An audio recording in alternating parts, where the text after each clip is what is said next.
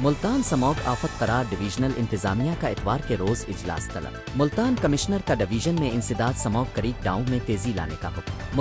ملتان کی تاریخ میں پہلی بار اس قدر شدید سموگ کا سامنا ہے۔ مریم خان، ملتان کمشنر کا فصلوں کی باقیات کوڑا جلانے والوں کے خلاف قانونی کارروائی کا حکم۔ ملتان کمشنر کا ڈپٹی کمشنر کو اضلاع میں انسداد سموگ مہم بھرپور طریقے سے چلانے کا حکم۔ ملتان ماحولیاتی آلودگی پھیلانے والے عناصر کو ہر صورت کٹہرے میں لایا جائے۔ کمشنر، ملتان پرانی ٹیکنالوجی پر قائم خشت بھٹا جات کو گرایا جائے۔ کمشنر مریم خان، ملتان پرانی بیٹریاں جلانے والی بھٹیوں کے مالکان کے خلاف قانونی کارروائی کی جائے۔ مریم خان، ملتان وزیر اعلیٰ پنجاب کی ہدایت پر آلودگی کے خاتمے بارے جنگی بنیادوں پر کام کر رہے۔ کمشنر، ملتان خراب ویڈا بسوں کو آف روڈ کر دیا گیا ہے۔ وسیم حامد سندھو، ملتان ڈویژن بھر میں ایک دن میں فصلوں کی باقیات جلانے کے 7 واقعات 7 مقدمات درج کروائے گئے۔